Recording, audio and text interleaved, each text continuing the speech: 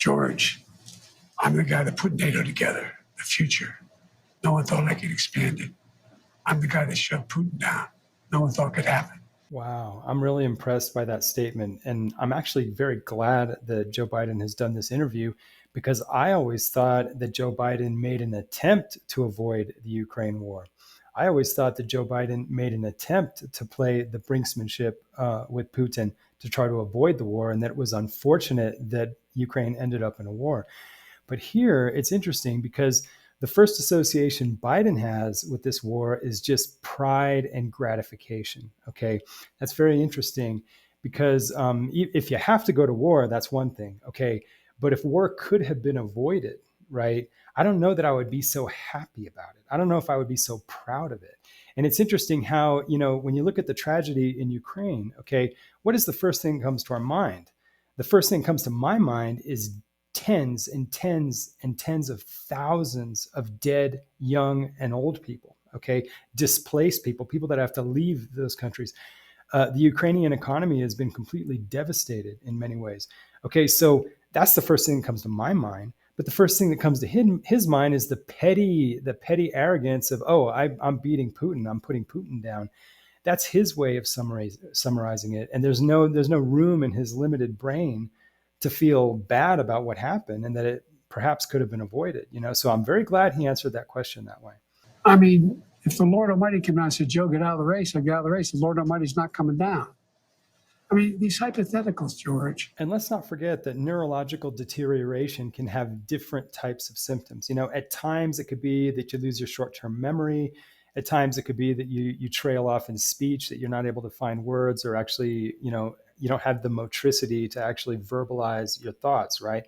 But another thing that can happen at other times is you just have a very a very exaggerated sense of grandiosity, or maybe, if you're already kind of an arrogant person, you're even more arrogant, And so here we see this person who thinks he sounds tough, but he's saying, only if the Lord Almighty, told him to get out of the race.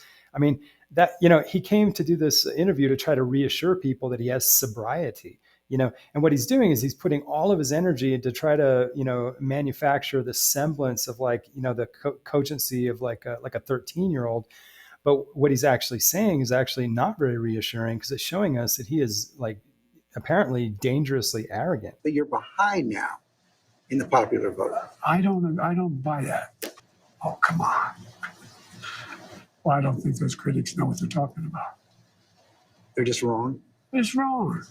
To me, that's just such an inarticulate, unnuanced defiance. It's basically the defiance of an immature teenager. I mean, a normal teenager would actually be more sophisticated than that. It's just pure defiance, and it's kind of off-putting. Would you be willing to undergo an independent medical evaluation that included neurological and cognitive tests and release the results to the American people? Look, I have a cognitive test every single day. Every day I have that test. Everything I do. Not only am I campaigning, but I'm running the world. And that's not how it sounds like hyperbole. But we are the essential nation in the world. Okay, now that logic to me is scary. Okay, now I don't really blame Biden for thinking like that, because Biden to me is impaired. Okay, but the fact that he has a team of advisors that actually enable him to think that way, to think that because he's the leader supposedly of the world, he's running the world, that basically just showing up to work is the cognitive test, right? He doesn't actually need to have a neurological test. I'm sorry, nobody thinks that's totally reckless. I mean, that's beyond reckless. I mean, to me, there's negligence, there's gross negligence, there's reckless. This is like gross recklessness. I mean, that is, it almost sounds like a joke, actually. Do you dispute that there have been more lapses, especially in the last several months? Can I run the 110 flat? No, but I'm still in good shape. Are you more frail? No.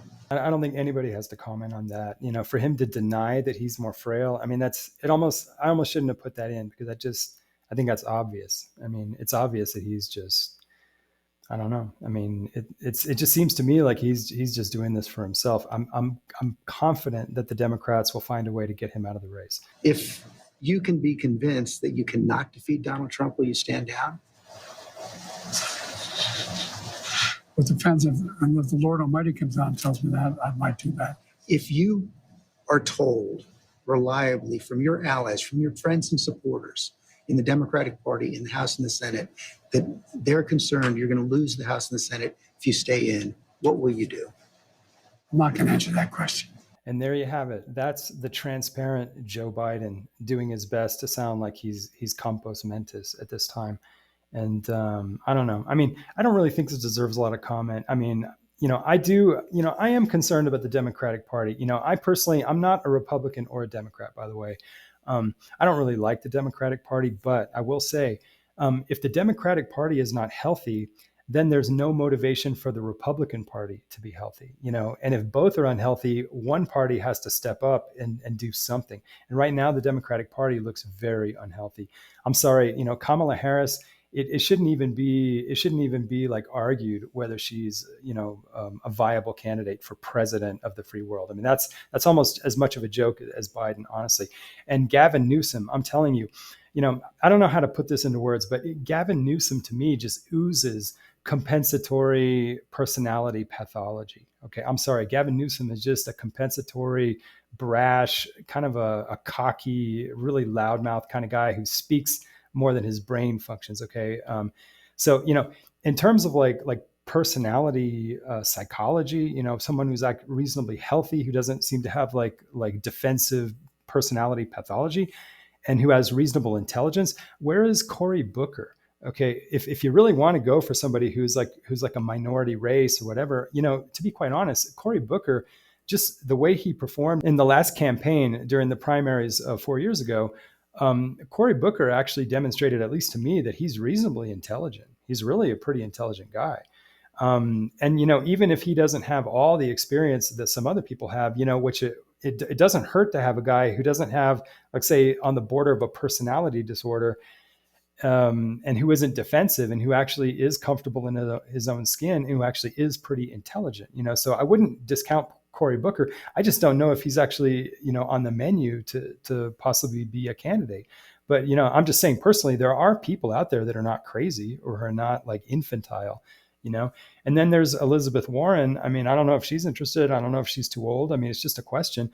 But, at the very least, maybe even try to get Tulsi Gabbard back in the party, but I have a funny feeling that all these old people like Chuck Schumer and Nancy Pelosi, these old people that should not be running the party, they probably have so much hostility towards people like Tulsi Gabbard that it's probably impossible for them to come back.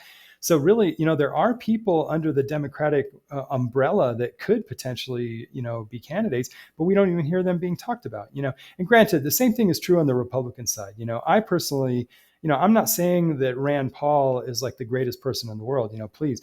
But I think he's a lot more intelligent and sane and rational and, reasonable than someone like Donald Trump. But I guess, nowadays, the Republican Party is also kind of sick. So, to even mention something like Rand Paul, like most people would just laugh at me, But really, when you look at people, like, say, on the wavelength, someone like a Cory Booker, someone who's reasonably intelligent, somebody who really doesn't have personality defects, really, I guess the equivalent on the Republican side would be somebody like Rand Paul. But, for now, we just have basically a circus. I mean, it is just a joke. And I'm confident that Biden will not actually be the candidate. I mean, this is just, the last gasps of a dying elephant, really. I think it's pretty obvious.